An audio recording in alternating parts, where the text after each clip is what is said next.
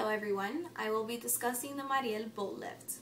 The Mariel Boatlift was a mass migration of Cubans leaving Cuba's Mariel Harbor towards the United States between April and October of 1980.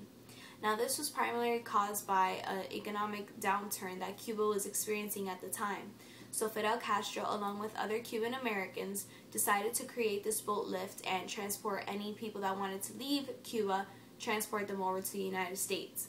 Now Fidel took advantage at that time and decided to empty out all of his prisons and insane asylums and transport those people over to the shore to then ship them out to the United States. He said that the people that were leaving Cuba at that time during the Marielito boat lift were undesirable and scums of Cuban society. Now this obviously caused political problems in the United States because when President Carter found out that Fidel was sending over all these people that he released from jail and mental health institutes, he put an end to the Marielito boat lift in October of 1980. Now you're going to see a first-hand account of a woman that was only 7 years old at the time during the Marielito boat lift, and she'll give you a first-hand account of what she experienced. So enjoy.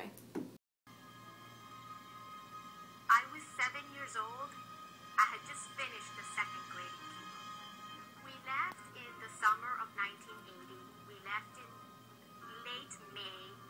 We were taken from our homes and we went to a beach, a camp where we set up camp on the sand. And I remember specifically that we were sleeping under a tent, makeshift tent that we had made, me and my family. We were there for several days, probably more than a week, before we were taken to the boat. The other people were also, taken to the boat with us. So after approximately 2 days of being in the boat, we're finally given the go-ahead. We're allowed to leave. And I recall that boat rocking back and forth and the waves crashing against, the windows. Everybody was very sick, and it was a very, very treacherous crossing. And then at that point in time, they called for rescue, and rescue came. They started hoisting people up from the boat. They started lifting us up and rescuing us one by one from the boat. And then we were ushered into a huge auditorium, and we were given blankets. We were soaked. We were dehydrated. We were sick. We were given a Coca-Cola and a Red Apple.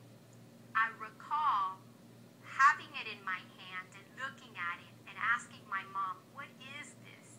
And she said, "We're free." She looked at me and she said, "We're free." After this historic event, many documentaries and movies were made. One famous movie that you probably know is Scarface. Scarface is about a young Cuban American man that came over during the Marielito boat lift, and he later became a drug dealer and was part of the big cocaine boom in South Florida. Now all these stereotypes have been created because of the history and everything that was said about the Marielitos, but research shows that a majority of the Marielitos still live in Miami-Dade County today and are peaceful and eager to work people. I hope you enjoyed this presentation about the Marielito boat lift. Thank you.